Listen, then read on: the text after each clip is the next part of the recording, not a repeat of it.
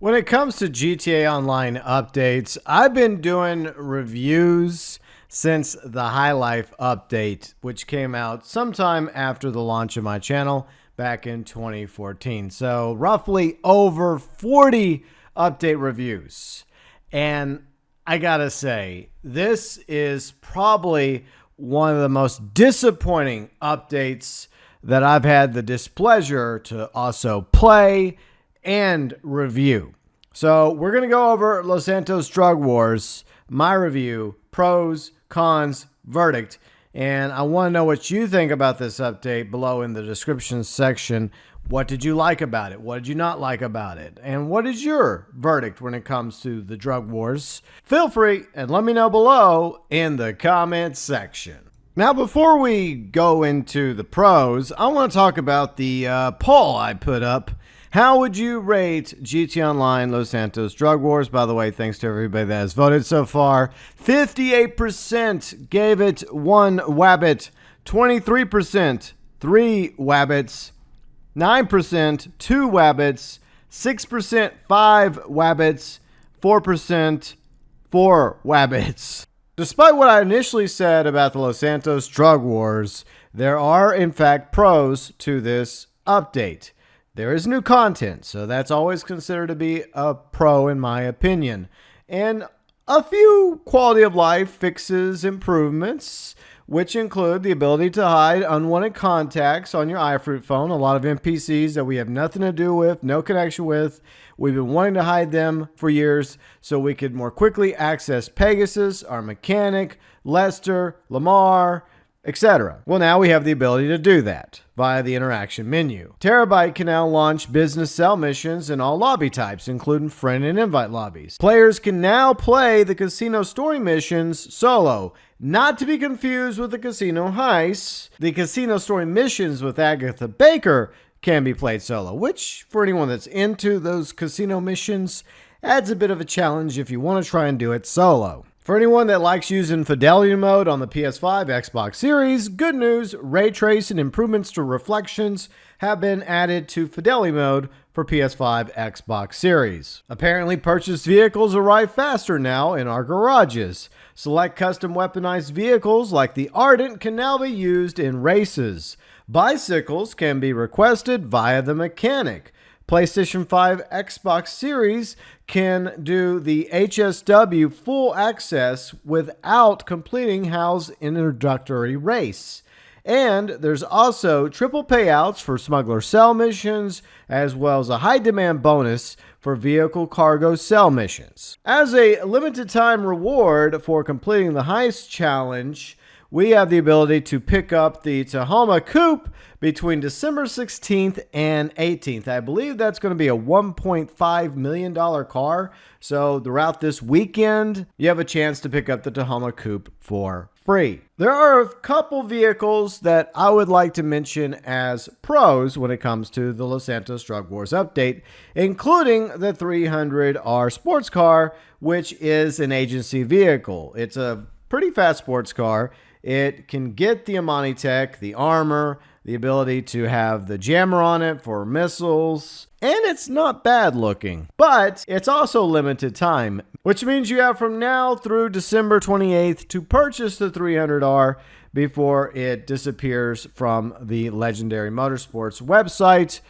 I guess it'll return eventually, or Rockstar will rotate the 300R in and out whenever they feel like it. I don't think it'll be gone forever, but it is a time-limited vehicle, so I get the feeling we may see more time-limited vehicles rotating in GTA Online in the future. This is actually nothing new. We've had that with the original Roosevelt, with the Valentine's update, as well as the Sovereign motorcycle and the monster truck for the Independence Day special. The next pro goes to yet another vehicle in this update. The Brickade 6x6 is everything that we wanted the original Brickade to be. It is absolutely amazing. Acquired upon completing the Los Santos Drug Wars First Dose Contact missions, as well as getting the supplies from the warehouse so you can get the acid lab. All you gotta do is pay the $750,000 upgrade. Unless you have GTA Plus, then you get the acid lab upgrade for free. The Brickade 6x6 is customizable. There's a variety of upgrades you can get for it. It's fast. You can get it armored to the max, and if you do so, it can take over 40 rockets before it blows up. It'll take 30-something rockets if it's not fully armored. That way you can use weapons, sticky bombs while you're driving around in the Brickade. So whether or not you want it to take up to 30 or 40-plus rockets is entirely up to you. It also can have a scoop added to it, which is absolutely fun to go up the GOH, knocking cars out of the way. Very similar to the Phantom Wedge, but with a bit more protection and armor. And obviously the Brickade 6x6 comes with the ability to upgrade the Acid Lab business and includes a customizable Sanchez Scout C. The HSW Race Creator was also added via the PS5 Xbox Series versions of GTA Online. And one more pro I will mention is that the Acid Lab is the cheapest business venture to get into if you're willing to endure the first dose missions and upgrade the Brickade 6x6 with the Acid Lab. Doesn't necessarily mean it's the best paying of the businesses. I would recommend just grinding Cayo Perico Heist or the Casino Heist or the original Heist instead if you're a new player looking to make money in the game. But the Acid Lab is probably the easiest of the businesses to get into compared to the biker businesses or the CEO warehouses or the vehicle warehouse or the hangar smuggler cell missions, which are going to cost way more money. But in the long run, a lot of those businesses will make you way more money than the Acid Lab. Now let's move over to the cons. And yeah, there's quite a few cons with the Los Santos Drug Wars update. Most of the content was locked to be drip-fed out over several months, probably into the spring of 2023, which made this update feel like a summer update, which are traditionally a lot smaller updates as opposed to the larger December updates of the past. Like, for example, the contract from a year ago, 2 years ago, Cayo Perico Heist in 2020, or the Diamond Casino Heist from 2019. We were used to this tradition of 2 updates. Before 2 updates, we got like at least 3 updates, one in the spring, but they changed that to 2 updates a year. But in the summer, it was a smaller update to hold us over.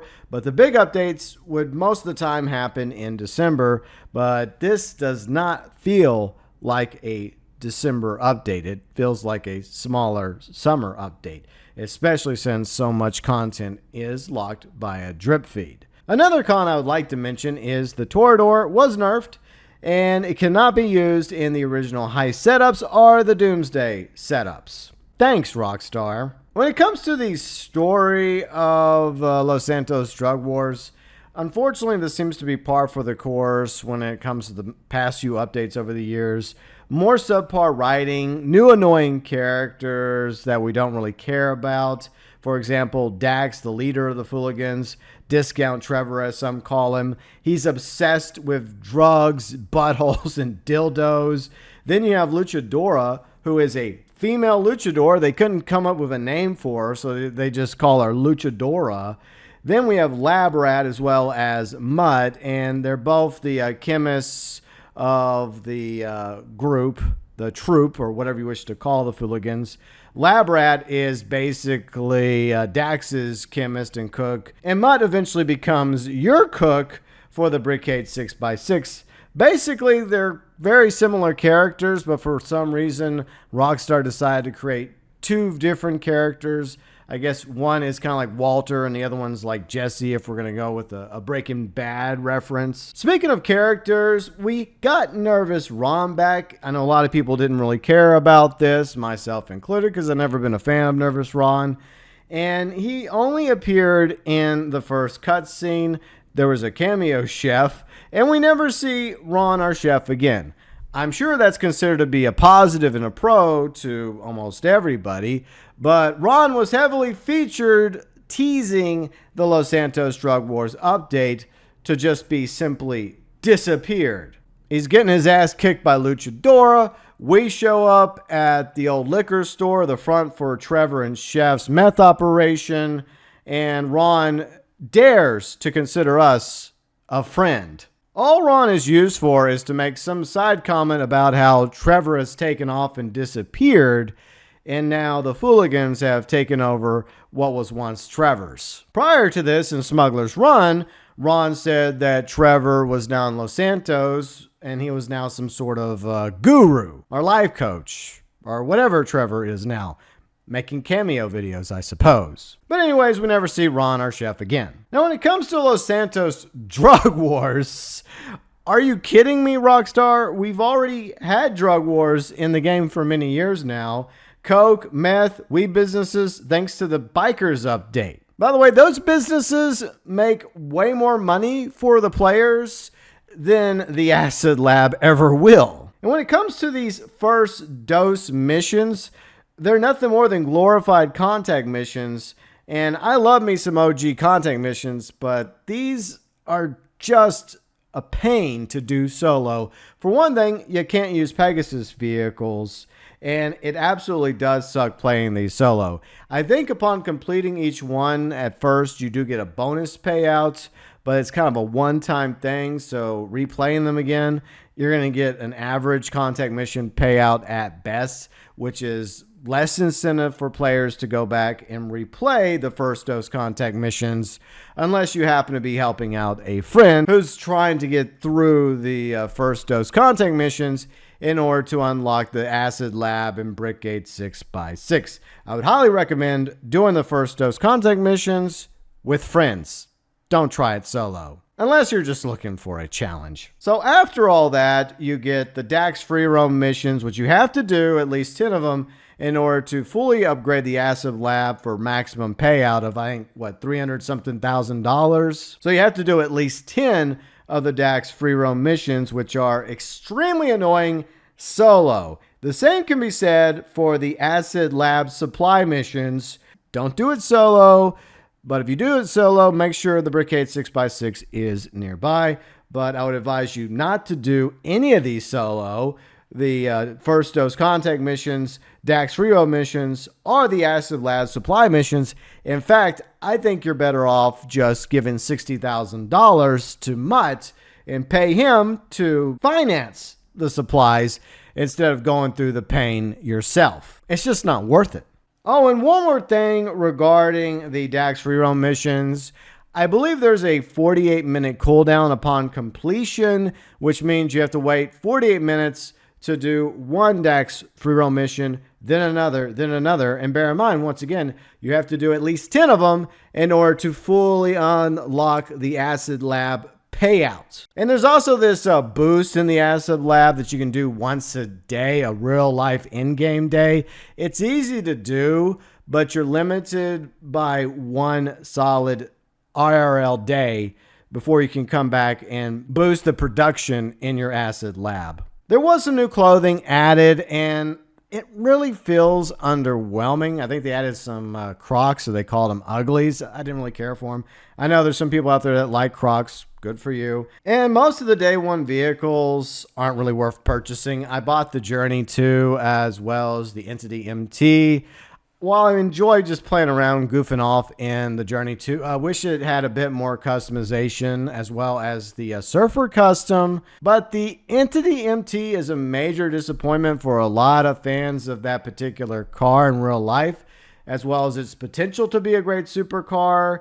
It's basically copy pasta from a previous Entity when it comes to the code and the various handling flags. It's definitely not worth the price for the Entity MT. So those are the pros, the cons. I'm sure I missed a few cons. I did my best to include as many as possible. Now it's time for my verdict when it comes to the Los Santos drug wars. Most of this update just feels like copy pasta, low effort, more of the same. Lazy. Despite the improvements that we talked about in the pros section, the Los Santos Drug Wars is a summer update posing as a December DLC. This is the best a multi-billion-dollar studio can do. Rockstar only puts out 2 updates for GTA Online a year, which is their cash cow.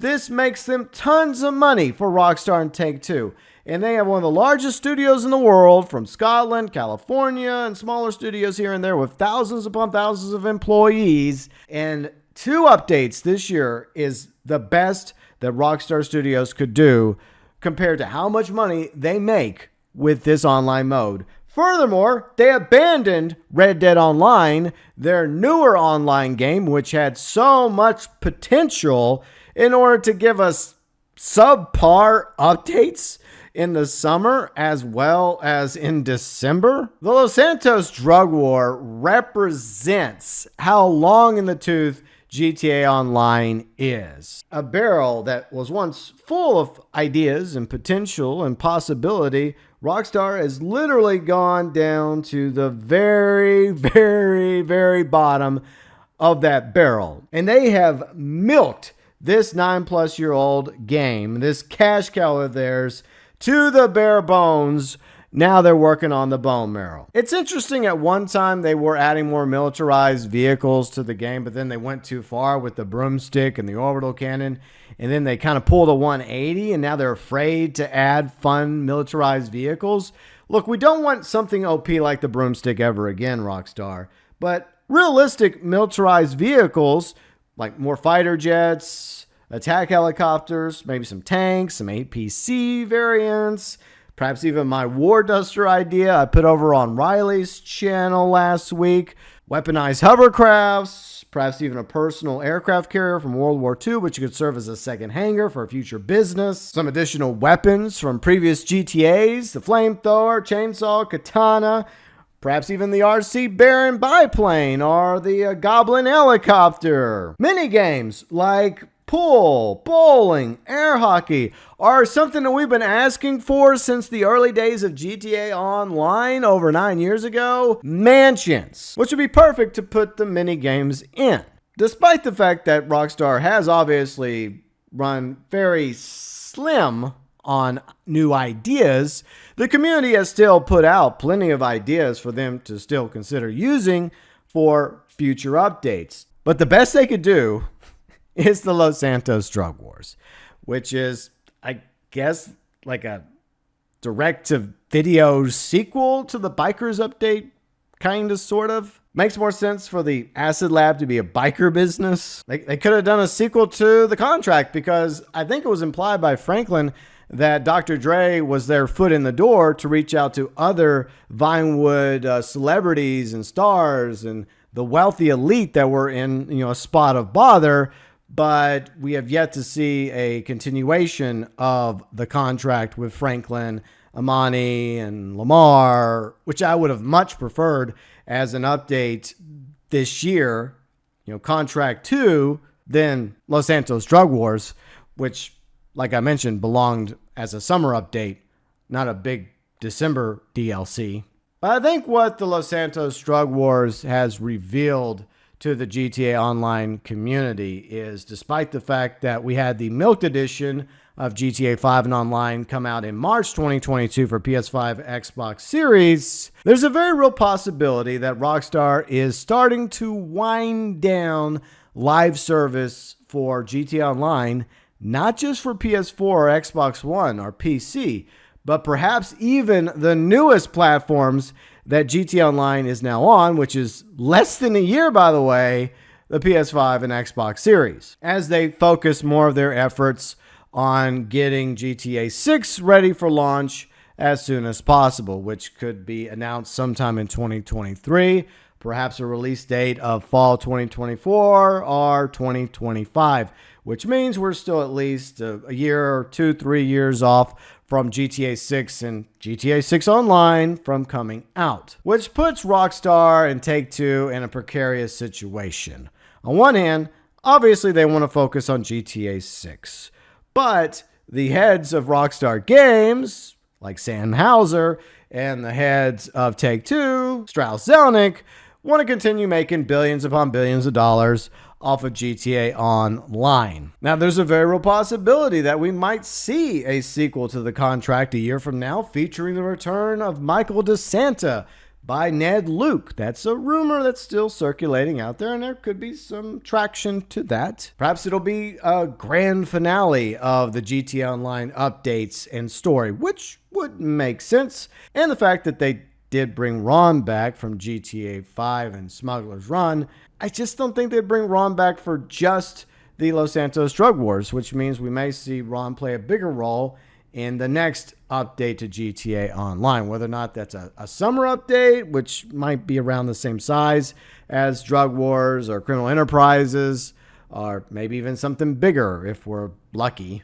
Whatever the case may be, going on nearly 10 years is a really good run for GTA Online. I've been playing since the launch back in October 2013, even though I didn't have the gaming channel back then. I think it's becoming painfully obvious, Rockstar, that even though you've had a good run with GTA Online, it might be time to put the old girl out to pasture. In other words, I think that if we're lucky, this game might have another year or two's worth of updates left. Less probably for PS4 and Xbox One. It would not surprise me at all if sometime in at least 2023, Rockstar announces an end of live service for PS4 or Xbox One. They might try to keep PS5, Xbox Series going since it's on the newest of the platforms in order to get those billions of dollars of shark cards and GTA Plus sales. But they've reached the same problem that they did many years ago when it came to the limitations of the PS3 and Xbox 360. The same thing's happening now with the limitations of the PS4 and Xbox One compared to the PS5 and Xbox Series. In other words, they're gonna have to cut last gen loose if they want to continue making updates and just specifically focus them on PS5, Xbox Series, and give an update to a PC to get it in line with the milked editions of GTA Online for PS5, Xbox Series, which is what a lot of people on PC have been asking for since March of 2022. But even then, I still feel like GTA Online's days as a live service game are coming to an end. I think there's less days ahead of it than there are behind. Maybe they are planning something special for the 10-year anniversary coming up in October of 2023. Maybe that's when they're going to drop the Michael update that's been rumored and theoried. It would make sense to celebrate not only 10 years of GTA 5, but 10 years of GTA Online as well. GTA 5 came out September 17th, 2013, and October 1st was GTA Online. Wow, it's been almost 10 years.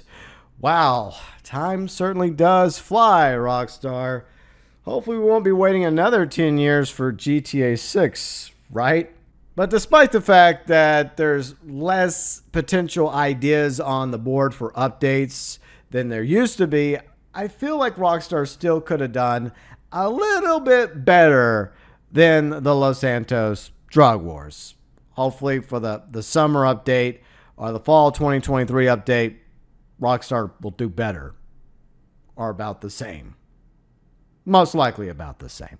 Your thoughts, your views, and opinions regarding the Los Santos Drug Wars. Your pros, your cons, your verdict. As always, welcome below in the comments section.